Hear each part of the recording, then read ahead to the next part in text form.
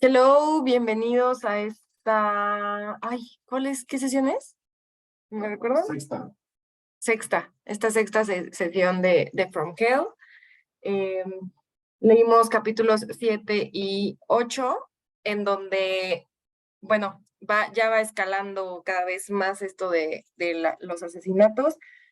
Y en perspectiva de William Gould, ya va cumpliendo con su misión, ya va culminando con su cometido. Este. Y bueno, aquí ya empezamos a ver cómo, mm, si en los capítulos anteriores ya veíamos cómo repercutía todo el pueblo a cómo se resolvían los casos, o más bien también cómo obstaculizaban la resolución de los casos, en este ya vemos un poco más o sea, cómo meten más su cuchara más directamente, ¿no? En el sentido de que está tanto la prensa como los rumores, que de hecho el capítulo empieza diciendo que a veces incluso los rumores no están tan equivocados, ¿no? Y también va mostrando un poco más de cómo cómo va generando como este terror en el pueblo, que también es muy importante, ¿no? Y esto repercute justo en cómo se resuelve el crimen, tanto en los que son como los corruptos que están tratando de defender a William Gould, como el que se está preguntando qué demonios está pasando, ¿no? Y también va desenmascarando más y más asesinos que no solo son William Gould o la banda de Old Nico, sino que ya empiezan a darse cuenta de que un asesino en serie o un psicópata ha estado presente siempre, ¿no? Pero ahora, como los asesinatos son tan distintos y como más médicos, es lo que los sorprende, lo que los espanta, lo cual me hace preguntar, pues es que tal vez en esa época ya estaban tan acostumbrados a los asesinatos que cuando ven algo como ya sea muy limpio o como muy médico y que empieza a destripar, es cuando dicen como de, ay, no, no, no, a ver, está bien asesinar y eso ya lo conocíamos, pero si vemos que están destripando y hay utensilios de medicina, como que eso ya no. O sea, como si les empezaran a cuestionar, bueno, no, más bien, como si les abrieran los ojos en que el asesino puede venir de cualquier lado y no se lo quisieran creer, ¿no? Que justamente lo vimos en el capítulo pasado con el detective que llega y dice, no, es que los ingleses no pueden hacer eso, ¿no? Es como el cambiar de tuerca que tienen de, ok, creo que no, no por vivir, no por tener educación y la precariedad, lo que hemos estado platicando todo este tiempo, este, te hace más o menos persona, ¿no? ¿Alguien quiere comentar algo? Yo creo que lo que más asombra es la brutalidad con la que son los asesinatos, ¿no? O sea, justo, o sea, creo que es lo que más resalta, siendo que, o sea, presentándose en una ciudad en la que claramente hay asesinatos, ¿no? Pero con esta brutalidad es lo que se lleva la atención de todos, ¿no? No sé si vamos a hablar de la... o sea, si hablamos del primer capítulo, bueno, que sería el séptimo capítulo, ¿no? Creo que Que es el se pueden ir conjunto, ¿no? en conjunto, ok. A mí me Bueno, es gustaría que... hablar ¿tú?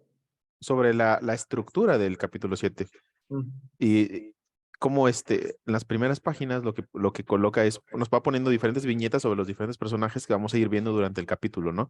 Entonces, y los vamos a ir haciendo como una recapitulación en dónde van estos personajes.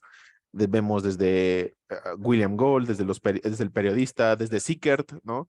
Vemos un nuevo personaje que es el de, bueno, según yo es nuevo, que es el de Jack, una persona que se llama Jack, que está escondida, que lo están culpando, y es aquí donde vemos a aquellas personas que los están culpando por los asesinatos.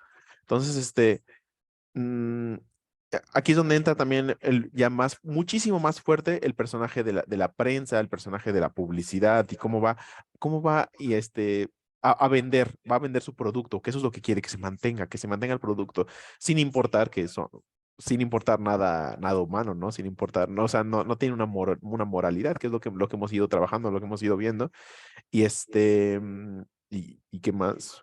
Pues sí, o sea, me gustaría como eso, abordar cómo se va a dar la estructura y pues vamos a ir viendo asesinatos, ¿no? O sea, los asesinatos que quedaban, bueno, no que quedaban, que es una de las cosas que van a quedar como este quinto personaje o este quinto asesinato del cual Ghoul es el que decía, ¿no? Que es el número masónico, ¿no? Y hablando de la brutalidad, que no sé si sea tanto brutalidad, porque ya los de las bandas ya hacían brutalidades a la hora de asesinar a las mujeres, ¿no? Entonces, es aquí la pregunta, bueno, ¿qué hizo que este caso resalte más que los otros? Y en parte es lo que hemos estado viendo, ¿no? De cómo se les da tanto, desde la publicidad, desde la prensa, se les ha dado tanto énfasis, desde lo que despertó en la gente, al poner ¿cómo se dice? Un reward, una recompensa, y que la gente hable, y que la gente hable de ello, que haya llegado desde unas esferas tan altas, bueno, así como Moore nos lo coloca, desde la, no- de- desde la monarquía, o sea, desde la reina hasta los lugares más abajo. Y si algo me impresiona bastante de cómo coloca la narrativa de los personajes, sobre todo de las prostitutas o de las mujeres que están, este, del cómo tienen que vivir día a día, día a día, día a día. Y eso me impresiona, ¿no? Cómo no tienen un lugar fijo donde dormir, no tienen, no saben si van a poder comer al otro día, no saben si les conviene, tienen que trabajar al día para poder gastar ese mismo día y ver ver dónde van a dormir, a ver si en esta pensión o van allá. Entonces, eso, el que veamos la perspectiva desde, que sigamos narrativas de las perspectivas de estos personajes, eso me ha gustado bastante, ¿no? Y ver cómo la ciudad es tan opresora sobre ellos, al mismo punto que del otro lado está Ghoul alabando y exaltando las bellezas que la arquitectura puede dar, ¿no? Como si fuera un arte, ¿no? Y esta misma opresión que es que es la que oprime a todas estas personas, ¿no? Este, sobre el punto de la brutalidad, entiendo que sí puede ser un poquito difícil decir por qué este caso.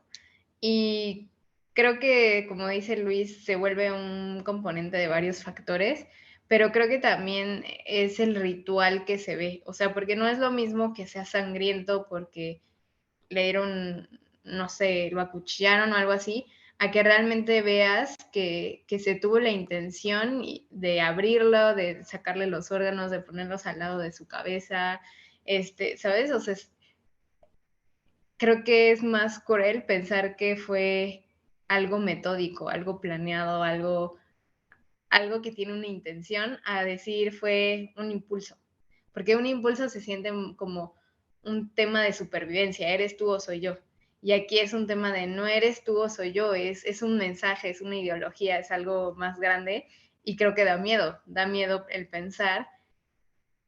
Y creo que es eso, ¿no? A veces se entiende, era porque estaba en esto, o es esta pandilla, o sea, como que darle un racional, pero aquí no hay un racional, o sea, no se sabe por qué a estas prostitutas, ni cómo, ni cuándo, o sea, creo que por eso también se vuelve muy, de no sé, se me fue la palabra, pero ustedes entendieron, se los dije telepáticamente.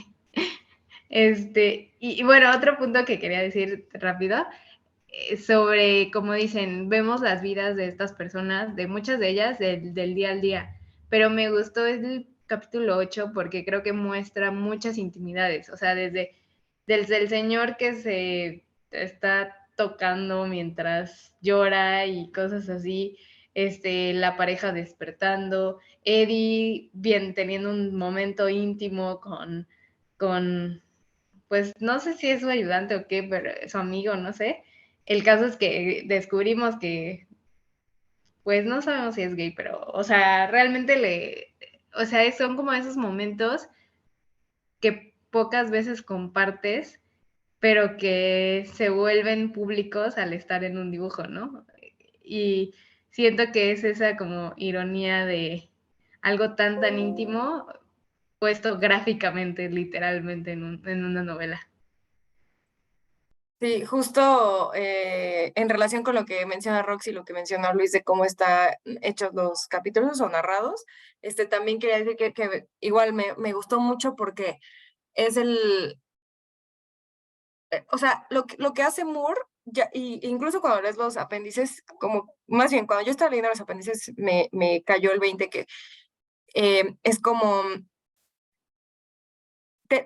quiere narrarte algo que para él y para muchas personas fue muy impactante y que a la fecha todavía no se resuelve, pero al mismo tiempo, quiere como ser lo más preciso y más auténtico, bueno, más honesto posible, pero él mismo se da cuenta que no puede, ¿no? O sea, tanto por el hecho de que quiere contar algo, hacer una historia, como por que todo fue rumores. Y por eso me encanta que al principio te pone esta cita de que de los rumores, ¿no? O sea, de cómo incluso puede superar como la pericia policíaca. Y bueno, a lo largo bueno, sobre todo en el capítulo 7, me encanta cómo está como todo súper loco. O sea, hay viñetas que no o sea, al principio como que no relacionas entre sí, y luego te vas dando cuenta que va a retomar esa viñeta para contarte ya toda la secuencia, o luego, cuando creo que era Jane Kelly o Mary Kelly, que estaba como borracha y te pone como muchas viñetas que dices, a ver, esto se saltó algo, ¿no? O sea, como que muchas elipsis, muchos cortes, muchos saltos, y me despierta este sentimiento que también podrían tener los detectives, ¿no? De como es que, a ver, no podemos saltarnos de que estaba borracha y de repente ya estaba destripada, ¿no? Y luego como también te dice que muchas veces el pueblo con los rumores tiene mucha más razón porque se conocen entre sí, o sea, porque dicen, es que la vi a ella con este tipo y este tipo suele ser muy agresivo y ella suele meterse en estos callejones. Entonces, incluso cuando la policía ni siquiera sabe cuál es el nombre de la víctima, pero el pueblo ya sabe quién es la víctima, es ahí cuando te das cuenta como de cómo está, o sea, cómo es que la policía sabe tan poco y se acerca tan poco al pueblo, ¿no? O sea, nada más lo hace como para poder resolverlo, pero no se da cuenta que pues se está creando todo un pánico e incertidumbre, ¿no?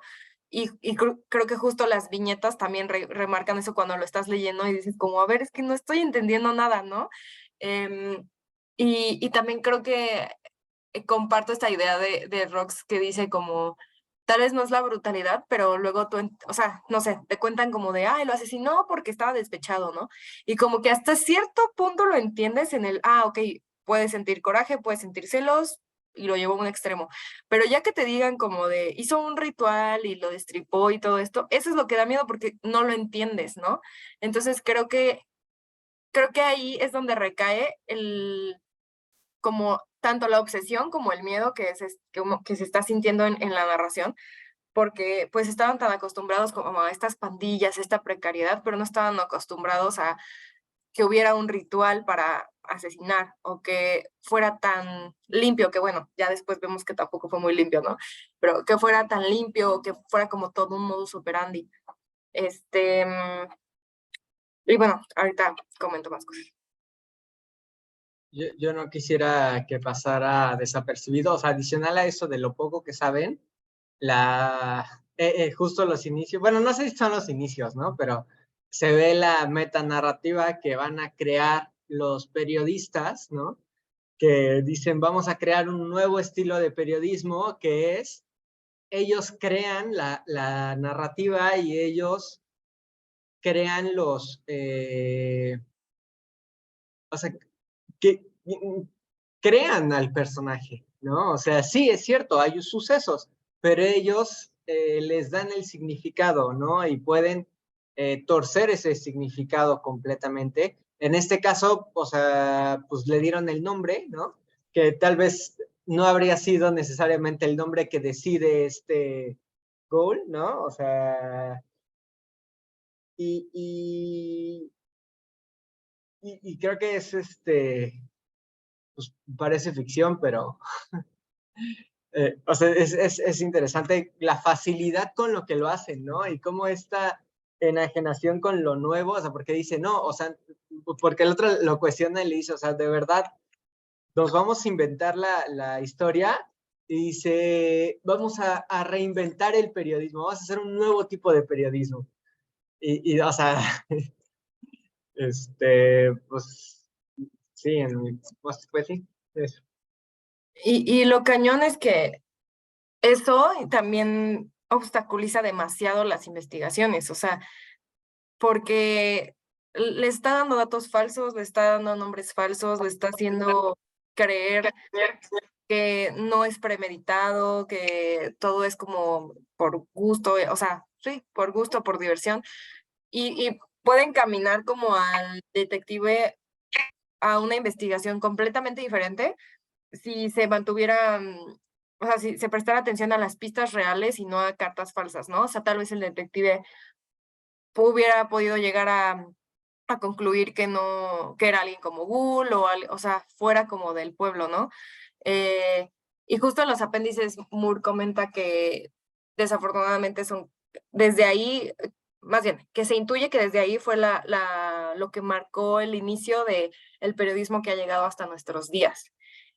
Y estamos hablando también de un suceso, o sea, de Jack el Destripador, en donde también inicia como este asesino, o sea, empezar a llamar asesino serial, ¿no? Entonces me impactó cómo está esta relación entre eh, los asesinos seriales y la prensa y cómo pueden confluir de una manera tan, mm, no sé, aberrante, o sea, en el sentido de, incluso la prensa pudo ser la que llamó asesino serial, ¿no? Y tal vez ni siquiera era un asesino serial, y tal vez hasta Alan Moore se equivoca y Ghoul nada más mató una vez y todos los otros asesinos fueron distintos, pero se creó esta narrativa de que había más asesinos seriales o solo uno que estaba aterrorizando a todos, ¿no? Y otra vez los rumores. Justo, yo creo que debería de haber, no sé si lo dan, ¿no? En comunicación, pero debería de haber, o sea, de verdad como una estructura fuerte de ética, ¿no? Porque, o sea, el tema de construcción de la narrativa, pues hoy lo vemos mucho más fuerte, o sea, hay mucha gente que justo, bueno, no sé si es el foro, pero justo estaba hablando con una compañera del trabajo que me mandó una nota de Latinus, ¿no? Latinus, pues el medio pues, uno de los medios más fuertes en generar fake news, ¿no? Y le decía, o sea, la nota está interesante, pero, o sea, no te recomiendo seguir la cuenta porque finalmente, o sea, constantemente tienes que estar comparando, ¿no? Y estar viendo este tema de la narrativa. Y hay mucha gente que no sabe, ¿no? Hay mucha gente que no, ni siquiera cuestiona este tema de, ¿será cierto?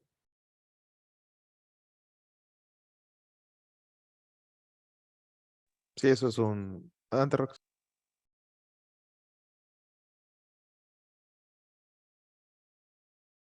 Eso es un súper tema, lo de el periodismo y manipular la narrativa hasta tal punto de donde se han inventado guerras, ¿no? Dicen que la guerra del Golfo se inventó con puros medios de comunicación y hasta dónde vamos, ¿no? Y la importancia que tiene eso y llega a ser una fuerza incluso hasta bélica, o sea, una fuerza de...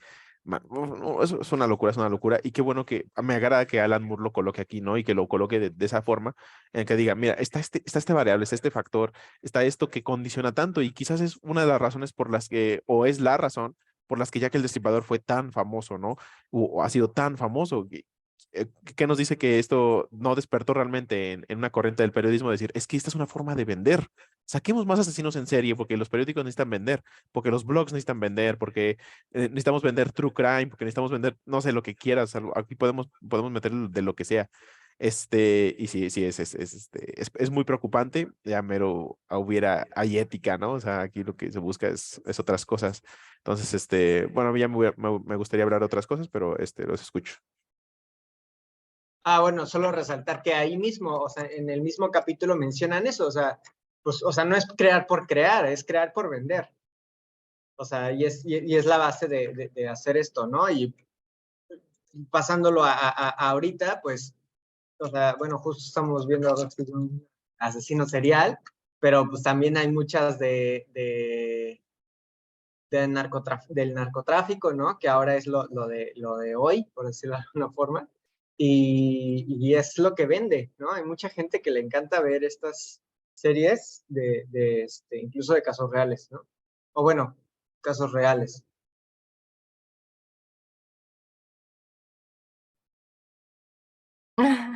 Este, no sé a qué querías pasar, Luis, pero bueno, tal vez lo puedas complementar con esto. Que también otras, ya para tocar estos temas, que son un poco más densos del cómo asesinó y cómo la policía, pues tiene dificultades para llegar a ello y cómo impacta en el pueblo. Me gusta mucho que Alan Moore, ya hablando de su arte, ¿no? De cómo lo crea, me gusta mucho que se enfoca en cómo cada personaje tiene que ver, ¿no? O sea, no se va solamente a contarte como de Cool llegó a esto por sí solo y Nedley le hace caso fácilmente o no sé, ¿cómo se llama esta chica? O bueno, las chicas cayeron solo por tontas, o sea, te va contando cómo todo su contexto, como hemos visto y lo que Alan Moore quería escarbar, cómo por todo su contexto llegan a este punto de confluencia, ¿no? Es que ya me perdí porque quería hablar sobre otra vez tocar el punto de la prensa, pero mejor habla tú, Luis, y tal vez ahorita me llega la idea. Vale, pues a mí me gustaría ir al meollo de estos 2 capítulos, que me imagino, y me gustaría saber qué es lo que opinan, ¿no? Porque considero que es lo más importante y lo que más resalta, y es el hecho de los lapsos de tiempo. Y yo no leí los apéndices, pero pues yo acabo de terminar de los capítulos y sigo pensando en ellos, ¿no? O sea, realmente no sé ni qué pensar, ¿no? O sea, no sé cómo, sé que Alan Moore nos está poniendo destellos. Me imagino que va a tener que ver con el hecho de que la narrativa del futuro, o mejor dicho, la narrativa del hoy altera el pasado, y de alguna forma sí, y es que los personajes, entienden, ah, no sé, y lo quiere ver sobre todo con el personaje de William Gold, este asunto ah, de que su personaje, o el hecho de que él esté dentro de esos actos y de esta forma, tenga que ver con con lo que se ve o lo que se escribe de él en el futuro, ¿no? Y pues me quiero referir a 3 escenas en particular, que es, la primera es cuando está llevando a Liz, creo que era Liz, la está llevando al callejón para matarla, y que no es un callejón, es como una casa o algo así. Entonces pasa por una ventana, y en esta ventana ve a un hombre que anda como con una bata y está viendo una televisión, y arriba hay un póster de Marilyn Monroe, que claramente pues es de los años 1950, o sea, va a pasar 70 años después de lo que de lo que está sucediendo ahí. Esto junto con otra escena en la que está matando a la otra chica, que creo que se le escapa, y le dice, creo que esa es la que dejé herida, ¿no? Y en ese momento dice, esto ya pasó. Y después, bueno, tiene este arranque de violencia que no le habíamos visto a Gould, que siempre había sido muy metódico, muy tranquilo, ¿no? Pero en ese momento, en la última muerte, en la que se avienta directamente contra esta chica, uy, no recuerdo el nombre, que la confundió, ¿no? Bueno, creo que entendí que la confundió, o no sé. Jane Es, Kelly. Ajá, Kelly, ajá. Que al final se aclara que es Stride y que se equivocaron, pero puedes referirte a ella como Kelly. porque no es Kelly, ¿no? Ella no es Kelly. Entonces, que pues se desata en violencia, ¿no? Aquí mismo, que saque sangre, que salga sangre, etcétera, etcétera. Y al final que tiene un momento de antropofanía, tiene un momento de éxtasis frente a un edificio, y es un rascacielos, ¿no? O sea, es un rascacielos de unos años para acá. Entonces, ¿ustedes cómo vieron estas escenas en las cuales pues se refiere y sobre todo William Gold tiene esta relación con lo que va a ser un futuro?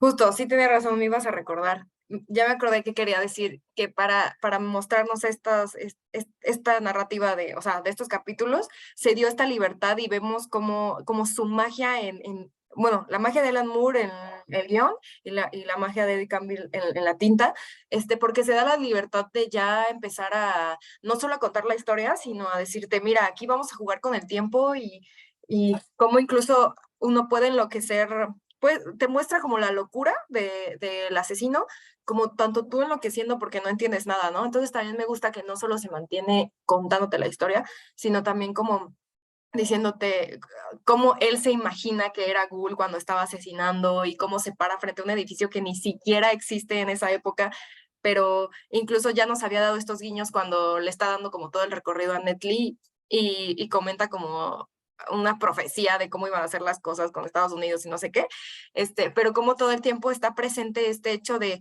contexto, historia y cómo presente, futuro, pasado, todo puede impactar, o sea, cómo va a estar siempre presente, ¿no? O sea, de cierta manera, incluso, no sé si decir irónica, pero bueno, si quieren los escuchamos las interpretaciones porque creo que yo ya estoy un poco sesgada porque leí los apéndices y justo los apéndices tocan un poco de cómo es que Alan Moore decidió poner estos saltos del tiempo no solo entre viñetas, sino también visualmente. Yo, la verdad es que me puse más foco en esas cosas. Digo, es claro, ¿no? Que cada quien le va a poner foco a ciertas cosas. Me llamó mucho la atención eso, lo del periodismo que comentábamos y después de eso, el tema de cómo justamente va evolucionando, que es claro que o sea, yo entiendo que Bull no había matado antes, ¿no? Entonces, o por lo menos, o sea, por lo menos no nos dicen que hubiera matado antes, sino que esta fue como la misión para él por parte de la reina y que él lo toma, pues yo creo que como excusa para hacer algo mucho más grande, que es lo que él quiere hacer, ¿no? O sea, al principio me parecía que era o sea, que toda la narrativa era para matar a estas chicas, ¿no? O sea, y es muy diferente pensarlo desde el punto de que crean una historia para llevar a cabo un fin versus acomodar, o más bien aprovechar el fin para ir creando una historia o para llevar a cabo la historia que tú quieres llevar y posterior ver qué, o sea, porque yo estoy casi seguro que Ghoul va a seguir matando. Entonces, o sea, dudo mucho que realmente Ghoul haya pensado que quería solamente matar a estas 4, ¿no? O sea, yo creo que lo que él veía era asesinatos sin juicio con cómplices, por decirlo de alguna forma. Cómplices, los masones, ¿no? Y bueno, el chofer. Entonces, bueno, no sé si soy el único que lo ve así y no sé si en los apéndices cómo menciona esta evolución, porque no los alcancé a leer.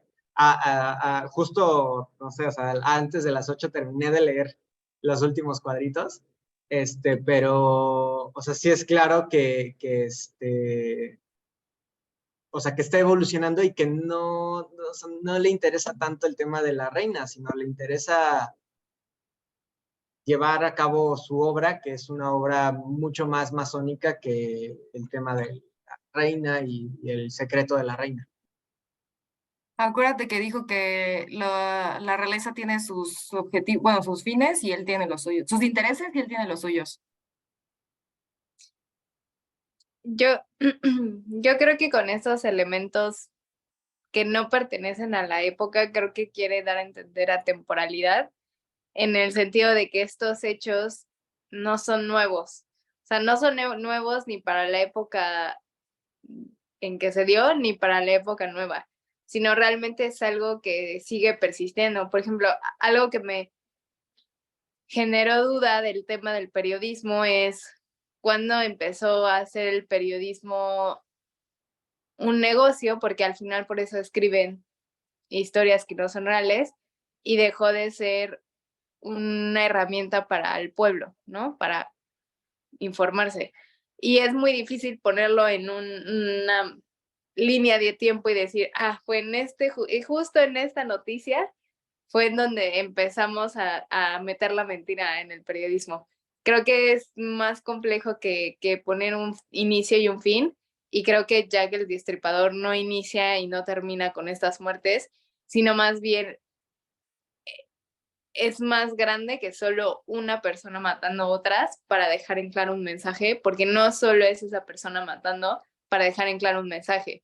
Es la reina con sus intereses, o sea, son todas estas como burbujas dentro de la sociedad que al final no mueren, o sea, no mueren con la muerte de Jack el Destripador o la muerte de las prostitutas o la muerte de la reina incluso, sino, o porque la monarquía sigue, ¿no? O sea, realmente es algo que traspasa la vida humana, de cierta forma.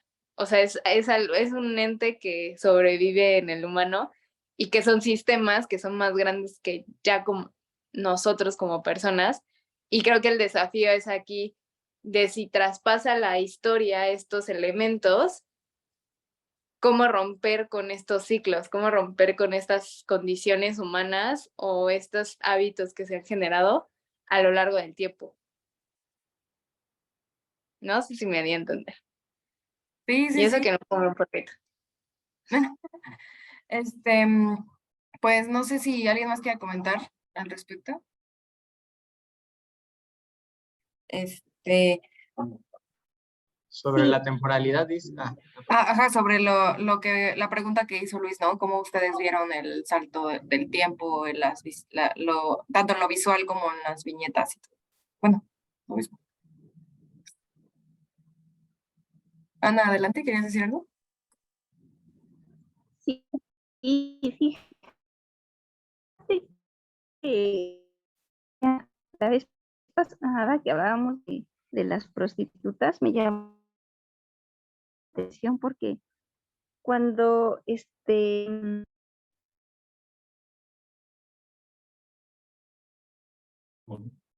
Se te está cortando, Ana, no te escuchamos. y les subas para sedarlas o de las. Ay, a ver, déjame ver. Ah,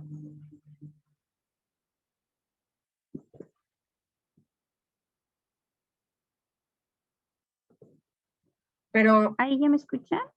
sí. No, no. ¿O no? Fíjense, me llamó la atención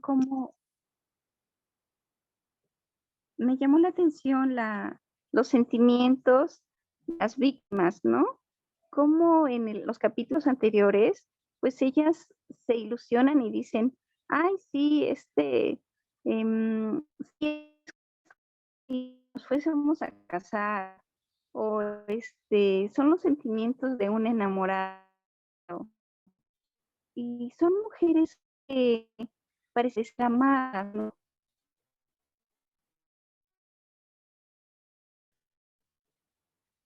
Te perdimos. No, Ana, no te escuchamos. No sé si nos escuchan. Yo, bueno, No, no. no sé. No, Bueno, pero- sí, o sea, siguiendo en el punto eso, la verdad es que yo vagamente me había dado cuenta. Es claro que soy muy distraído para estas cosas. Pongo mucho foco en el diálogo nada más. Y sí es cierto, bueno, o sea, ya sé que va a sonar tonto, pero, o sea, no había visto el rascacielos hasta que lo mencioné ahorita, o sea, no había visto la distinción, o sea, sí vi que estaba así, pero no había visto la distinción en precisamente que es un rascacielos, o sea, que está fuera de temporalidad completamente, ¿no? Y el otro, o sea, bueno, ahorita he encontrado dos, es el del rascacielos, y el otro es cuando justo está pasando por el pasillo, ¿no? Para matar a esta chica.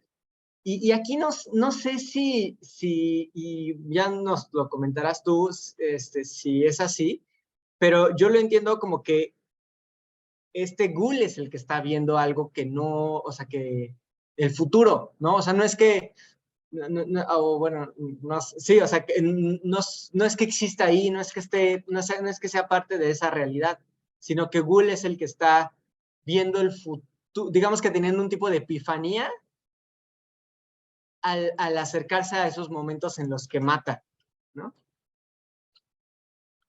Sí, exacto. Eso es parte, eso es lo interesante.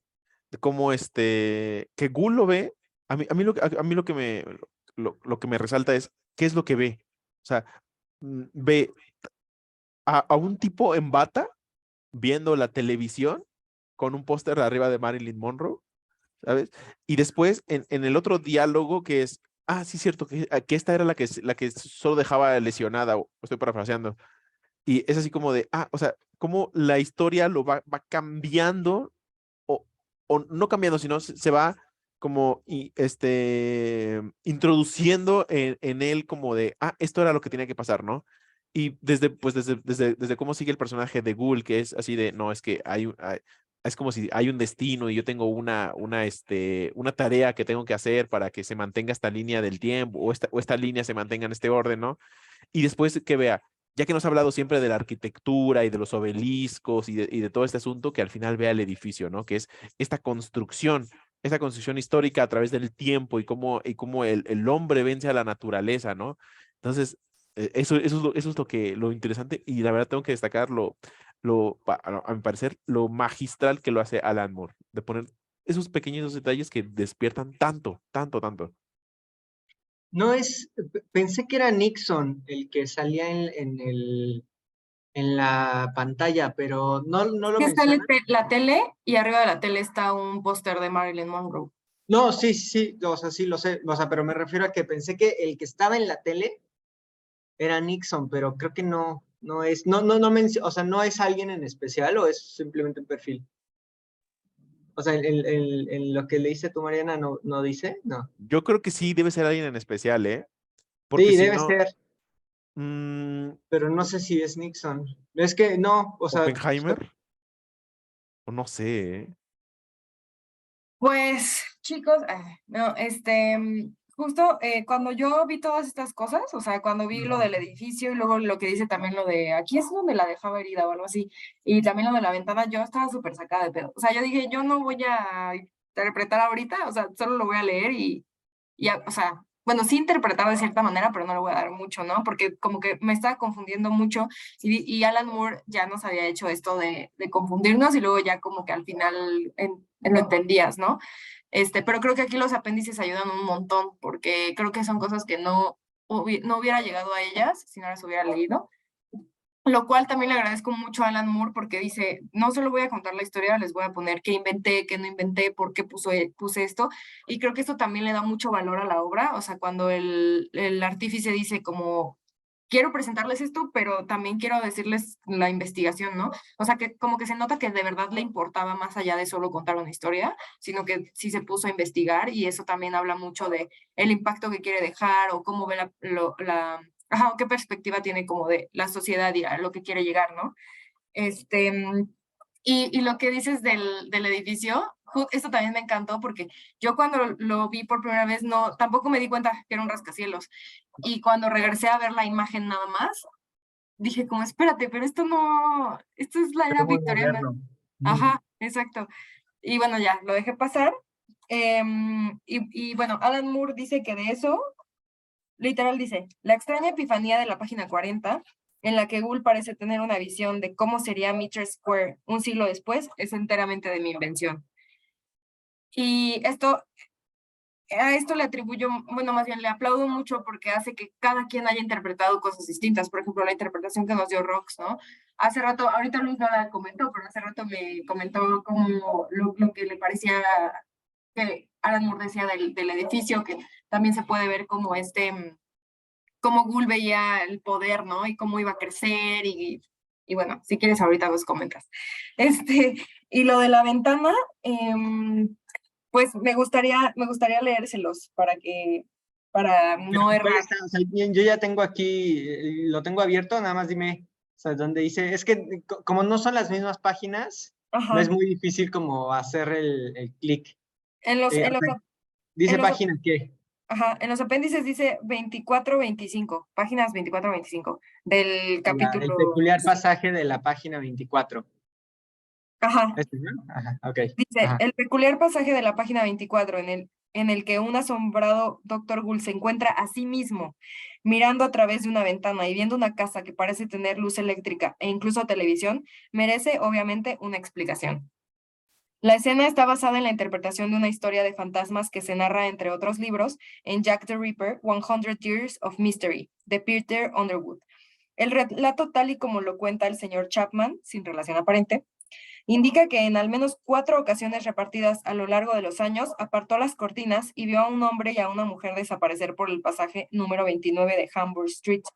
Según el señor Chapman, se trataba siempre de la misma pareja ejecutando las mismas acciones. Una mujer más bien vieja y encorvada, ayudada por un hombre vestido con capa y sombrero de copa, a cruzar el pasaje hasta el patio trasero. Estas apariciones solían ocurrir durante el otoño a primerísima hora de la mañana. Según la interpretación de los hechos que ofrezco aquí, las alucinaciones propias de la fase de aura de Gould le muestran una visión futura del señor Chapman, lo cual sugiere posibilidades que van más allá del mero cuento de fantasmas y que entroncan con los subtextos de From Hell. Y ya el resto ya es distinto. Pues Y está bueno, viendo a sí mismo. ajá, exacto. Es de un relato y justamente es de lo que nos ha dicho todo este capítulo Moore, ¿no? O sea, cómo hay chismes, relatos y las verdades se crean a través de ellos y muchas veces lo que menos parece real es lo más real, ¿no?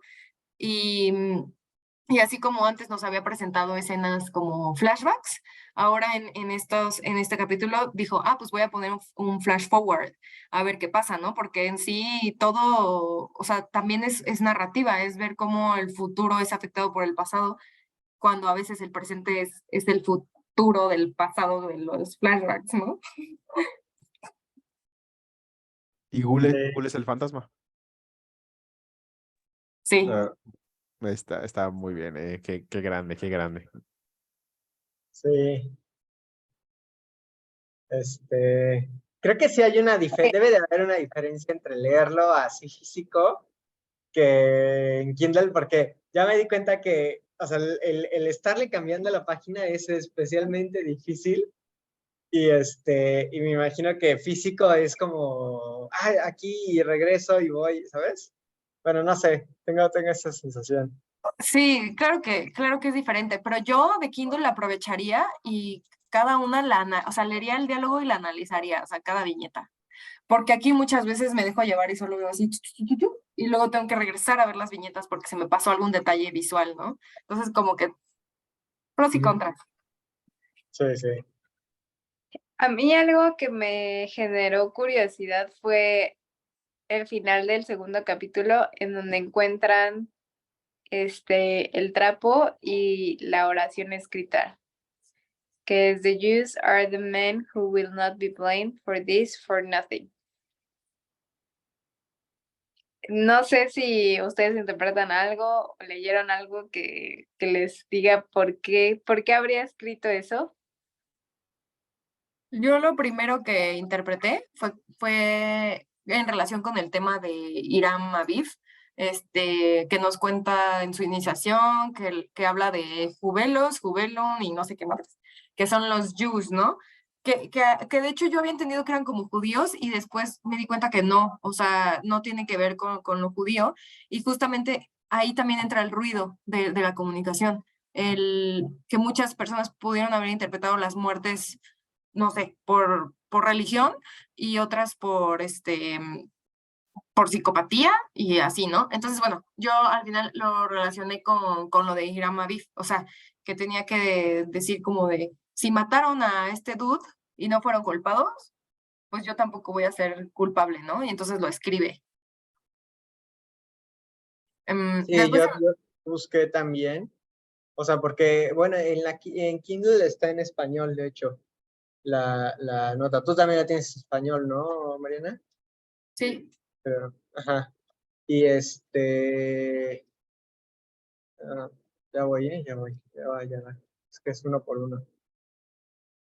Bueno, te fuiste hasta el final, Rox, pero, o sea, y yo quería mencionar algo antes, que dice, los Jules son los hombres a los que nadie culpará de nada, ¿no? Y justamente, o sea, bueno, los Jules, si lo googlean, se supone que son los 3 hombres que eran masones, pero que buscan sacarle los secretos al fundador, entiendo que es como el fundador, ¿no? De la masonería, los secretos de la masonería. Y no sé mucho más sobre eso, pero entiendo que él se percibe como alguien que está, digamos que, viendo más allá o descubriendo los secretos de la masonería, ¿no? A través de estas muertes y a través de las epifanías que él tiene, ¿no? O sea, creo que es claro que él se siente pues por encima de todos, ¿no? Bueno, esa fue mi interpretación. No sé si quieran que les cuente lo que dice el apéndice o quieres compartir algo, Luis. ¿O lo digo? En el apéndice dice que no se sabe, que ese escrito sí es real, o sea, sí se encontró en la escena donde encontraron una jerga llena de sangre, pero que no se sabe realmente si lo escribió el asesino o si simplemente fue alguien que sí se refería a Jews, o sea, judíos, pero no sabía escribir judíos. Y que dio la casualidad, o bueno, tal vez no casualidad, el asesino decidió dejar ahí el trapo. Pero también justo, creo que no es en este mismo apéndice, pero lo quiero relacionar porque Alan Moore menciona que justo cosas así son las que también quiso meter a la novela gráfica, como haciendo referencia a que sin comunicación entre pueblo y policía no va a servir de nada el trabajo que estén haciendo. O sea, el no escuchar, el no conocer, que la policía no conozca también al pueblo como el pueblo se conoce entre ellos y no querer escucharlos, no querer prestar atención aunque sea rumores y como que de ahí encaminarse un poquito, dificulta muchísimo también su trabajo y habla mucho sobre cómo, Moore dice que habla mucho sobre cómo sin comunicación nunca va a haber verdades, ¿no? Que, bueno, ahí podemos también desmenuzar muchas otras cosas, ¿no? Pero Moore comenta que si no hay comunicación y nada más ves la pared y ves la jerga y ya das por entendido que fue el psicópata, también puede obstaculizar mucho. Ok, interesante. Yo, de casualidad, ¿sabes? O sea, porque también me gustaría ahora yo leerlo, no sé, o sea, no lo he leído antes, pero ahora yo leerlo, la parte de los epílogos donde viene, o sea, no entiendo por qué mete el tema de los, marxistas, ¿no? O sea, porque lo menciona, pero no me queda muy claro, o sea, es una, digamos que escena compartida, ¿no? Por un lado está dando el poema socialista, ¿no? Y por otro lado está Ghoul matando a la mujer, ¿no? Entonces, no me queda muy claro, o sea, por qué hacer o sea, qué es lo que quería decir. No sé si ustedes interpretaron algo.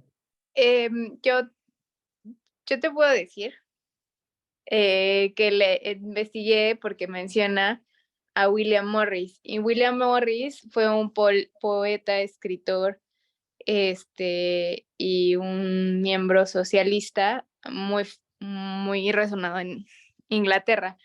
Y justo en 1888 perdón, es que ya lo volvió a perder. Bueno, en 1884 se unió a la Liga Socialista, donde militaban socialistas no marxistas, y pues estuvo hasta 1890. Y justo creo que, o sea, es esta congregación de la que habla, y recordemos que también Adam Moore es de izquierda, entonces yo creo que hace una mención en específico del marxismo a través de un referente dentro de Inglaterra que es William Morris. Es como yo lo interpreto. O sea, pareciera que es como un... es que no lo quiero decir en inglés. Es como un, ¡No importa! escenario, o sea, como un escenario especial, como una luz especial. Escenario especial, no entiendo. ¿Cómo se llama esto que alumbra en el escenario? ¿Esta luz? Gaslighting.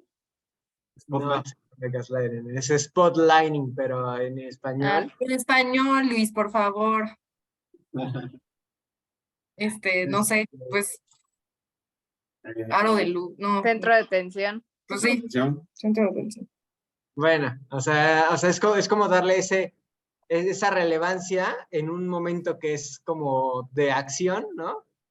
Y ponerlo en contraste, ¿no? O sea, yo me imagino que en una película sería una escena que no olvidas, ¿no? En la que alguien está leyendo un poema y mientras está, digamos que en escena compartida, alguien matando, ¿no? Incluso podría ser hasta en voz en off. En algún Así momento como- hasta Karl Marx te está hablando. Sí, Sí, Que sí, lo sepa su exacto. cara. Y acuérdense que también en el prefacio de la novela, también habla de temas así, que no ahonda mucho, pero pues sabiendo que esa es lo que es la ideología y lo que piensa, pues también puedes interpretar toda la novela con base a ello, ¿no?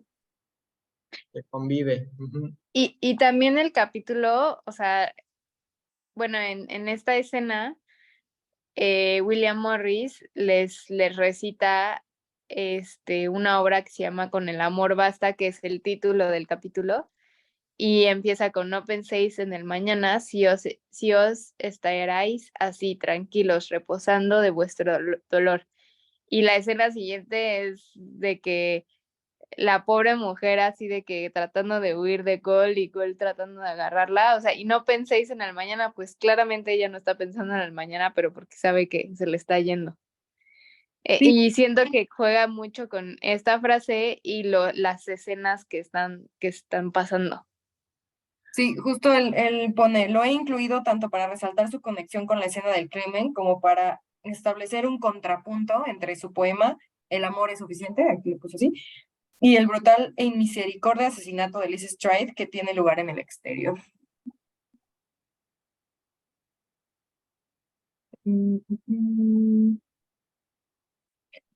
Iba a comentar otra cosa.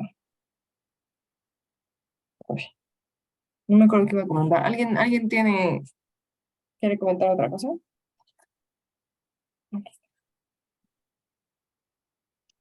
Yo ya no tuve tiempo de, o sea, yo leí el poema ahorita lo estuve volviendo a leer, pero el poema está muy bonito, ¿no? Bueno, es fuerte, ¿no? Está muy ad hoc y tal como dice Rox, pues, y esto del contrapunto, ¿no? Que se van poniendo las imágenes que se van contrastando, ¿no? Y eh, el mismo poema está hablando de cómo, de cómo si tienes cierto dolor. ¿Por qué prefieres o sea, por qué añoras lo que tenías de antaño? Y en este avanzar hacia el futuro vas a caer vanamente y después vas a pedir, vas a gritar hacia oídos sordos, ¿no? Entonces, toda esta relación que tiene el poema y la forma en la que se estructura y cómo tienen estas imágenes contrastadas, y yo creo que cumple este valor, así como dices, José, de que si fuera una película te quedaría, pues así nos queda en la novela gráfica. Y me encantó cómo va de William Morris, va pasando cada vez una viñeta, va juntando los rostros de él y de Marx, ¿no? De él y de Marx, hasta que al final solo queda el de Marx. Lo cual me parece un detalle fabuloso. No olvidemos que cada vez que estamos viendo aquí, estamos viendo diferentes formas de jugar con la novela gráfica. Y Alan Moore y Eddie Campbell se lucen en ese estilo en cada momento. Hay una parte en la que, ay, no recuerdo cómo se llama, pero la que está con su esposo y que fueron a buscar lúpulo al campo y ya se van a regresar. Hay una viñeta en donde está la canasta de lúpulo y se ve que se está cayendo, no cayendo, pero están como tirando el lúpulo hacia una caja más grande y ahí están en el campo, felices, tranquilos de alguna forma, y luego, y a través de la relación de ellos con el alimento, que es el lúpulo, ¿no? Y la siguiente viñeta es una viñeta que ocupa de 3 espacios. Están unos jóvenes, unos chavos en la calle con una canasta haciendo una trampa a una paloma para tratar de agarrarla, para tratar de comérsela, ¿no? Y cómo ves esta relación entre campo, ciudad, canasta, caja, alimento, alimento, que es el lúpulo, la paloma, y cada uno buscándola de una diferente forma, pero en la ciudad se ve, o sea, una paloma, ¿sabes? O sea, es como, entonces, estas cositas en las cuales se va luciendo, uf, bellísimo. También hay una parte en la que, cuando Nedley le da el pañuelo a Liz Stride, ¿era Liz? se le ve, ponen la viñeta en la que se ve el pañuelo, pero como si fuera sangre saliendo de su garganta y ponen dos monedas. Y en la siguiente viñeta es el caballo, ¿no? Entonces, haciendo justamente una imagen muy similar a la sombra que dejaba esta, ¿no? Entonces, todas estas cositas, y cómo mete el terror con una sola viñeta, Alan Moore, al ponernos el carro con Nedley, y sabes que William Gold está dentro y que lo están persiguiendo, y escenas de ese estilo, ¿no? O cuando Gold tiene su arranque de sangre, cómo va pasando las viñetas y hay momentos donde está perfilado, ¿no? Entonces, esas cosas que son que dicen mucho con la imagen y tienen un valor estético muy fuerte y que dan ese sentimiento, esta atmósfera que es vital en toda la novela gráfica y eso a mí me ha encantado, me ha encantado. Cosas como que van a, está Alice Stride en el coche y dice, Nedley, tú sí sabes manejar, tú sí sabes por dónde vamos, porque aquí está el obelisco, ¿no? Y entonces, estas cosas que lo van conduciendo a través de la historia y que Alan Moore va agregando y que van juntando a toda esta atmósfera en la que él nos quiere envolver, en la que nos quiere decir, dicen, estos son los símbolos, ¿no? Aquí están los símbolos, aquí están estas ideas, aquí están estas imágenes que se van relacionando y cómo las vas interpretando, ¿no? Entonces, eso es fabuloso.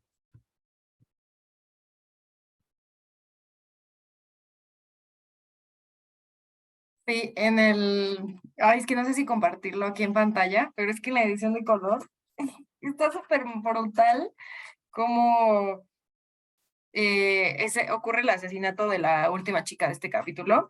Y justo justo aquí veo el terror, ¿no? O sea, incluso se podría llamar gore, ¿no? Esta parte. Claro. O sea, a ver si no nos cancelan el video, pero. No.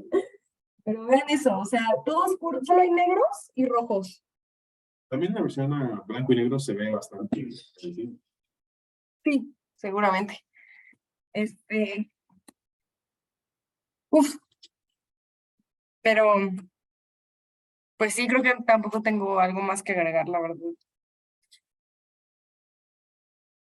Mm, A mí me sorprende mucho cómo mete esas atmósferas, ¿sí? Cuando está abajo. Obras de mi amigo. A mí me gusta mucho como cada vez que va a ser un asesinato, primero nos pone la vida de la víctima, ¿no? Y cómo esta víctima ya es bastante vulnerable. Y es aquí lo interesante, porque realmente a nadie le importa saber quién es el asesino. O sea, ni a la policía, al inspector, porque le asignaron el trabajo. Y ya, porque él no quería regresar a Whitechapel, o sea, él ya que estaba en otro rollo, no le interesa ni a la prensa saber quién, ni a los policías, los masones ya le dicen a Ghoul, ya deja de hacer eso, a ver, ayúdenme si, yo entendí que le falsificaron la carta de la reina, ¿no? O sea, porque, oh, Justo, o sea, yo pensé que, o sea, no, sí, o sea, yo creo que le falsificaron la carta de la reina y se la llevaron, o no sé si se la falsificaron o si él mismo la falsificó, que al final el argumento de Ghoul no me hizo tanto sentido, porque, o sea, dice que esta carta la recibe después del primer asesinato, ¿no? Pero al final si la reina dice que se detengan los asesinatos, pues obviamente está hablando de los futuros, o sea, para mí, o sea, porque el argumento de Ghoul es, o sea, ¿cómo sabe que va a haber varios si solo ha habido uno? Pero es la reina la que ordenó los asesinatos, entonces, pues obviamente sabe que son varios en plural, ¿no? Pero sí, o sea, o sea, siguiendo la lógica del cómic, sí creo que, o de la novela gráfica, creo que sí, pues yo también entendí que se lo falsificaron, o que lo estaba falsificando él, ya para que dejara de matar. sí, justo eso es lo que yo interpreté también. Ahorita lo que dices, pues tienes razón. O sea, la reina sabía que lo que querían era matar a las 4 mujeres, ¿no? Entonces, vemos estos asuntos que van, vemos cómo se va transformando. Lo que empezó como una misión, que siempre tuvo sus tintes místicos, o sea, siempre tuvo como estas ganas de Ghoul de realizarlo, pero cómo ahora se va transformando en lo que antes era una misión de prioridad, ahora ya nadie le importa, ni a la reina, ni a Eddie, o sea, ni al príncipe que ahora se siente culpable, ¿no? Es esta escena que nos mencionaba Rox, en la que él se siente culpable y habla acerca de, no, es que matan en mi nombre, ¿no? Y esto cómo le afecta y cómo no le importa ni a la policía, a los masones ya le dicen, ya deja de hacerlo, o sea, y Gul le dice, no, porque, y los convence. Entonces, ¿y cómo se va transformando en la idea de que lo que empezaba como una misión o como, sí, como una orden directa, termina siendo como esta forma de ritual que Gul toma, ¿no? A mí el prefacio del capítulo 8 me encantó, que habla sobre esta relación entre los chamanes y la psicopatía y cómo ellos llegaban a ser violentos, pero también tenían un rol fundamental en la sociedad, ¿no? O sea, en el grupo. Y, y es así como Alan Moore nos dice que es justamente la pregunta con la que empezamos esta sesión del libro, de la novela, que fue sobre qué es la psicopatía en sí, ¿no? Y cómo decidimos quién realmente es un enfermo psicópata, por qué le asignamos la etiqueta de enfermo, en qué momento llega, quién lo da, ¿no? Entonces, todos estos asuntos que van llegando que van formando el personaje de Gol y no solamente el personaje de Gol, que al momento en el que se toman esos personajes y se van posponiendo, que le agregue que le agregue la prensa cosas como que ya le agreguen ciertos valores narrativos, ¿no? De voy a hacer esta carta y le voy a poner estos detalles y me voy a poner un nombre que es un villano y la gente cuando ve un villano ya sabe que tiene a dónde afrontarlo, que Jack es como decir cualquier nombre, ¿no? O sea, es como decir o sea, fulano, ¿no? Entonces bajo estos asuntos es cómo se va formando esta idea del asesino serial que hoy en día es muy fuerte. O sea, hoy en día quizás entendemos que es algo que está dentro de la sociedad, ¿no? Entonces, este, es ahí donde cuadran estas ideas y que Alan Moore lo haya llevado de esta forma, a mí me fascina, me fascina. Pues justo de la carta yo también me pregunté si era como un engaño y bueno, Alan Moore menciona que el aproximarse del policía a Ghoul es invención, pero que la carta sí es genuina, o sea, sí es verdadera, o casi, y pues, pone entre paréntesis, o casi real, ¿no? Porque él también sabe que pues, no puede haber errores en eso, pero que según mucho de su investigación sí es real y que el referirse a asesinatos, o sea, en plural, no solo hace referencia a los próximos, sino a los que habían pasado incluso antes de mandar a Ghoul, haciendo referencia a Emma Smith, por ejemplo, a su asesinato. Ella creía que había sido eh, víctima de Ghoul, o sea, era referencia de tanto los que se hicieron antes como a los que hizo Ghoul como a los que vendrían después. Entonces, claro que no es pretexto, ¿no? Y de hecho también Moore menciona, ustedes eligen, haciendo referencia a si queremos creer que la mató Ghoul, a Emma Smith, ¿no? Pone, ustedes eligen que para eso han pagado. Y fue como de, chinga, gracias, ¿no? Pero, y esto abre, o sea, me hizo cuestionar, pues es que ni siquiera la reina sabe de lo que desencadenó. O sea, ella incluso cree que los asesinatos de antes pudieron haber sido también por sus órdenes y le da igual, o sea, es como de, haya sido tú o no, de los asesinatos que estés haciendo, ¿no? Y justo tocando el tema que menciona Luis, o sea, ya generando asesinos seriales, que, pues, la pregunta que me he hecho, ¿no? ¿Qué diferencia hay entre que William Gould sea un psicópata y la reina también? O sea, solo porque ella dio las órdenes, pero no lo cometió, le quita como ese peso, ¿sabes? Y ni siquiera se da cuenta, o sea, solo son personas X para ella y mátalas, y las mates o no las mates, no importa, o sea, es solo para su fin.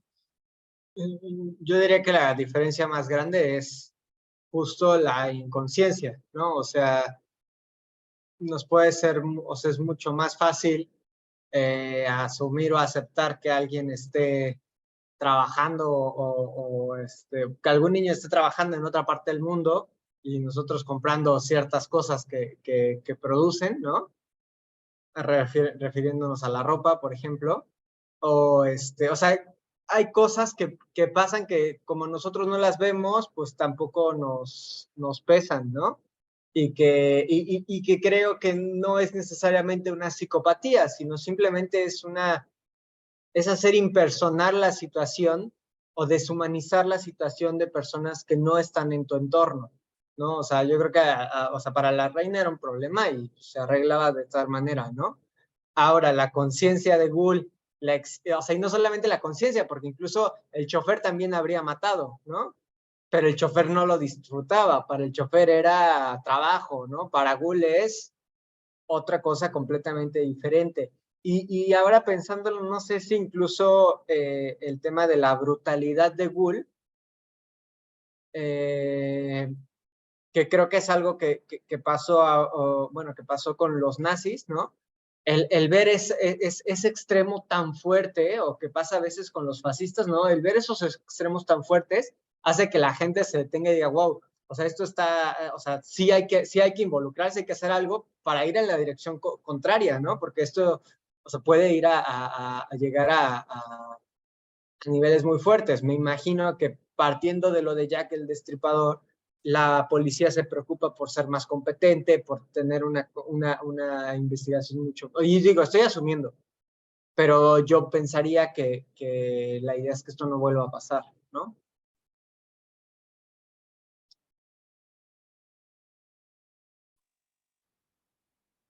Mencionar el ¿Saben? esfuerzo de Mary Kelly por Ay, perdón, Ana. A ver, dale tú. ¿Saben? A mí me llamó mucho la atención o pensé en lo peligroso que puedes llegar a ser el fanatismo, porque pareciera que Ghoul, como está obsesionada en que, pues, como un dios o algo como una superstición, por eso mata, porque cree que está justificado, ¿no? Y entonces le crea esa obsesión, esa psicopatía por llegar al fanatismo, o sea, el peligro de llegar a lo fanático, ¿no? Que pues tiene esa crueldad de sacar el corazón y decirle a Netflix, mira, ve, esto es luz, o sea, él ya no ve el crimen que está causando, el daño que causa a las personas, a la sociedad, porque pues porque está con una idea, con una obsesión, ¿no? Con un fanatismo. Y lo que José acaba de decir, pues muy probablemente, pues los nazis llegaron a ese fanatismo, a esa obsesión enfermiza, ¿no?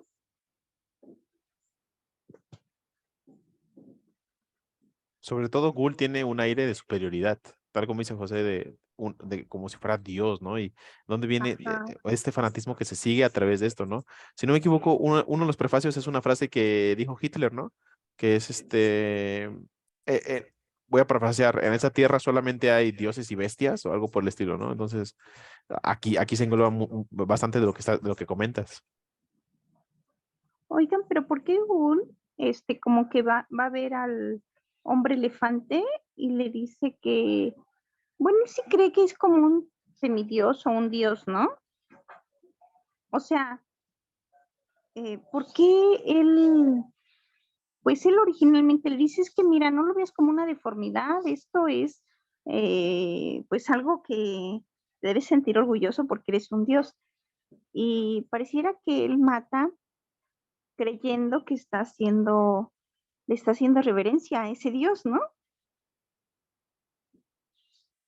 No tanto como reverencia, pero él busca cualquier justificación para poder afrontar lo que él hace, lo que él realiza. Y él, al tener todo este misticismo masón, pues hace referencia a, mira, tú te pareces a Ganesha en la India, y él sabe que dependiendo de la sociedad, es como ven las diferentes, no, que en la India le rezan al dios cada vez que van a emprender una nueva viaje, una nueva empresa, etcétera, etcétera. Entonces, él, al saber, yo lo veo de esta forma, Ghoul es tan inteligente que sabe que le puede decir estas cosas para tranquilizarlo a él, que esta persona, este hombre elefante, pues tiene dinero, ¿no?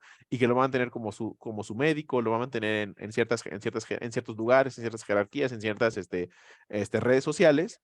y aparte lo toma como un misticismo en el decir, no, pues va por ti Ganesha, ¿no? Porque lo ve así, entonces busca estas justificaciones para realizar estos actos religiosos y ceremoniosos. Ya. ¿Saben? También me llamó la atención los sentimientos de las víctimas, ¿no? Cómo ellas como que buscan, tienen ese profundo deseo de ser amadas, ¿no? Y ambas mencionan, ay, sí, es que como si nos casáramos, ¿no? O sea, yo no sé si para aquella época una de las misiones más importantes de la mujer era solo el matrimonio y no tenían las otras alternativas que hoy tenemos las mujeres pues si no te casas no pasa nada, pero puedes dedicarte, puedes ser médico, puedes ser secretaria, puedes ser otras cosas. O sea, me llama la atención cómo ellas están como muy afanadas en el matrimonio o tener como, pues sí, sentirse amadas por un hombre, ¿no? Como me da ternura cómo las engaña, como les dice, sí, ella le dicen, ay, como si nos casáramos, ¿no? Y, y digo, ¿cómo veían las mujeres de aquella época el matrimonio? Muy probablemente, con un enfoque muy distinto al que ahora lo vemos, ¿no? Pues Yo era como un contrato, ¿no? O sea, como de, este hombre me va a mantener y yo lo voy a cuidar acá. O sea, Dispuestas a pagar el precio que fuera, ¿no? pues sí, pero era mejor eso a no tener dónde comer, a mejor dormirte amarrada a la pared. O sea, Es que no hay escapatoria. Lo único que les quedaba era ser prostituta. o amas de casa. básicamente lo mismo. Pero si se dan cuenta, todas ya habían tenido una pareja antes. O sea, ya todas, algunas hasta tenían hijos, o sea, ya lo habían intentado de muchas formas. Entonces, y poco hemos hablado de cómo Alan Moore toma el tema del amor y de las relaciones, porque hay parejas que son muy románticas, y hay parejas que tienen una relación un poco más distante, una relación muchísimo más violenta, muchísimo más conflictiva. Y esto es en lo que se ve sobre todo en las diferentes víctimas, sobre todo, ¿no? Ajá.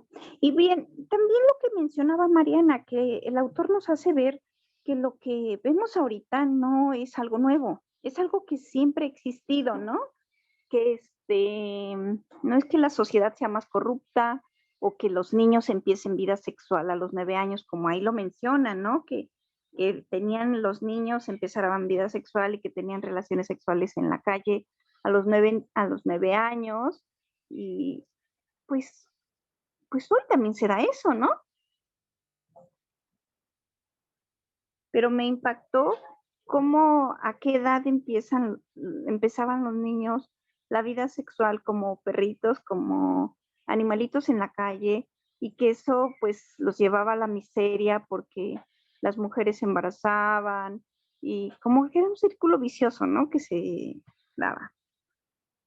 Y que hoy lo vemos en las niñas que tienen embarazos adolescentes, que se va a repetir esa misma historia con los hijos, este, pero tampoco me alarma pues saber que eso existía desde hace muchos años, porque tal vez todos los problemas sociales que vemos pues siempre han existido, nada más que creemos que son nuevos. Sí, han ido, o sea, son como los mismos, pero solo cambian como su apariencia según el contexto. O sea, más bien cambian como la moralidad incluso según el contexto. Pues seguimos siendo los mismos seres humanos. O sea, Exacto, Nada sí, más con celular. ajá. Porque mira, los niños de la calle, ¿a qué edad empiezan la vida sexual? Sí, a los 7, 8 años o antes, o son violados, o no sé, o sea, una vida miserable. Y las prostitutas actuales, pues no creo que la condición de vida que tengan sea mejor que la de hace, pues de aquella época, ¿no?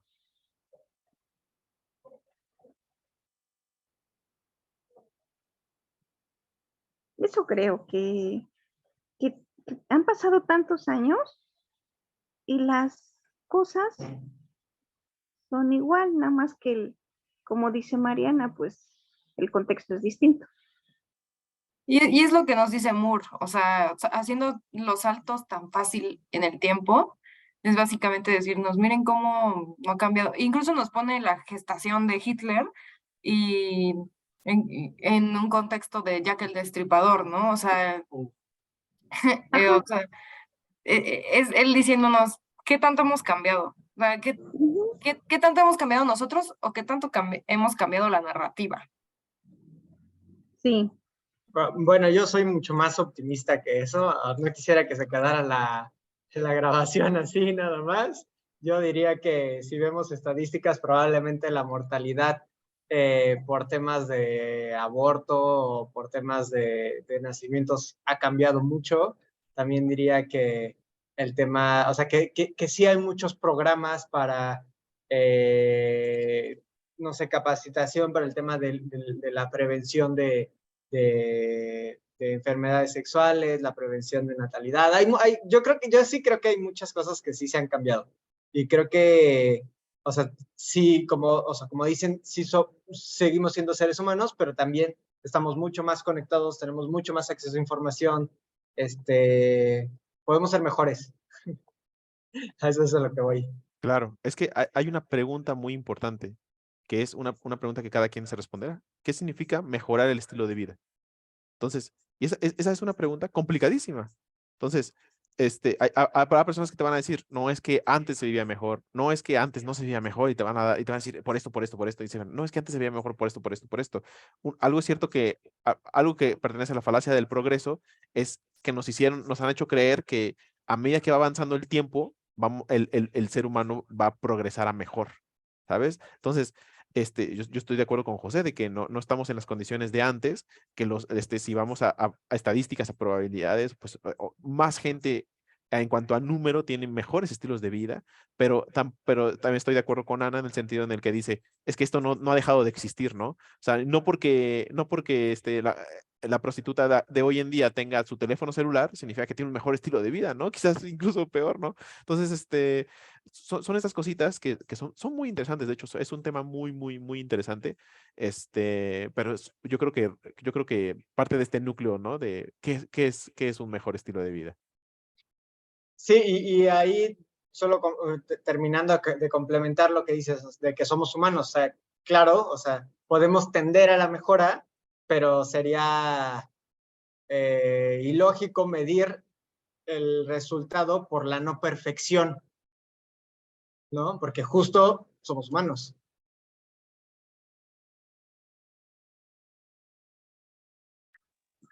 pero José, ¿qué tanto podemos decir que somos mejores ahora? Si hay un gran abismo entre el progreso científico y el progreso, pues, ¿cómo se dice? Pues sí, en valores, en calidad de vida. O sea, pareciera que no vamos progresando a la par, tecnológicamente, científicamente, pero no como ser humano en calidad, en valores, en morales, en moralidad. Yo sí creo que hay un gran abismo, que no llevamos el mismo crecimiento, que no crecemos a la par. O sea, pero sí, o sea, te entiendo, pero también te diría, pero es que nunca hemos crecido a la par. Entonces, o sea, no es que no es que le estemos haciendo peor. O sea, el abismo existe, ¿no? Y yo sí creo que, digo, hay altas y bajas y también depende de historias de qué países estamos hablando, ¿no? De qué localidades o sea, hay muchas cosas que se regionalizan, pero yo por lo menos, si puedo hablar de México, puedo decir que hay un tema muy fuerte en el tema de la ética, en el tema de la moralidad, en el tema de la honestidad, de la no corrupción. O sea, sí creo que justamente ahorita la narrativa es mucho más moral versus el tema del progreso. O sea, versus el tema de la tecnocracia, por decirlo de alguna forma, del desarrollo tecnológico. O sea, sí hay, pero la narrativa ahorita es justamente eso, los valores, la honestidad, la solidaridad, o sea, todo eso, y creo que sí es, o sea, justamente el simple hecho de cambiar la narrativa o sea, es el primer camino para ir transformando la realidad. Entonces, yo diría, vamos por buen camino. Claro que hay muchas cosas que hacer, pero creo que sí. Sí, justo es lo que iba a mencionar. O sea, que tampoco creo que es como, no sé si decirlo como crecimiento, porque ahí ya nos meteríamos en problemas de qué es calidad para ti, ¿no? O qué es lo bueno para ti, o qué es ética para ti, ¿no? Que eso ya está muchísimo más complicado, pero justo lo que menciona José, creo que es cambiar la narrativa para poder también transformar la realidad, porque al fin y al cabo, como hemos dicho todas las veces, ¿no? Todas las sesiones, el contexto es el que nos da qué es la calidad de vida o qué es lo bueno, qué es lo malo, ¿no? Entonces, es eso, justamente creo que es el atenernos a nosotros poder, ¿cómo se dice? Impactar en la narrativa lo más posible para ya tener esta pauta de qué es lo mejor, o sea, cómo podemos mejorar la calidad de vida. Que tal vez años más tarde digan, no, pues es que ahí la regaron, porque en este contexto creo que pudieron haber mejorado esto, ¿no? Pero es justo atenerse a lo que se está mejorando ahorita, las herramientas que tenemos ahorita según nuestra narrativa. A mí me gustaría comentar sobre el nivel de la ciencia en lo que mencionas, o sea, sobre cómo permea el discurso científico a través de los discursos morales o los discursos de valores o de todo este tipo de situaciones. Y primero me gustaría hacer la distinción en que no es lo mismo ciencia y tecnología, y la ciencia para qué o para quién. No olvidemos que hoy en día la ciencia está secuestrada por, por los avances tecnológicos. No toda la ciencia, pero la gran parte. ¿Y avances tecnológicos para qué? Para el mercado, para la venta. Entonces, mm, desde aquí ya podemos observar, bueno, se financian ciertas investigaciones, ¿para qué? ¿O para quién? ¿Con qué propósito? Con el propósito de mejorar nuestra calidad Neuralink. imagínate, o sea, este, co- co- este, ¿con qué buscamos hacer esto, no? O sea, ¿cuál es la finalidad que tenemos hacia destinar cierto dinero y cierto tiempo, o cuando me refiero a dinero, a ciertos recursos y a cierto tiempo para poder desarrollarnos en ciertas investigaciones? Si nos vamos a números, muy poca investigación está dada para ética o para cívica o para áreas de ese estilo, y se destinan muchísimo más recursos para otras que buscan productos que puedan llegar al mercado, que puedan llegar a una rentabilidad, etcétera, etcétera. Entonces eso es muy, muy, muy complicado.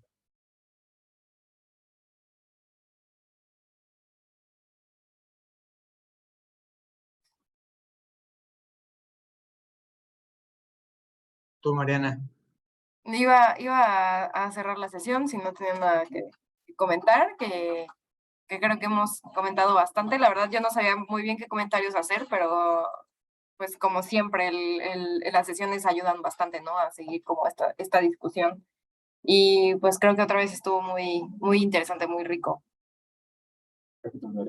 Nada más para hacer un recuento, ahorita faltaría Pero que acabe la grabación, ¿no?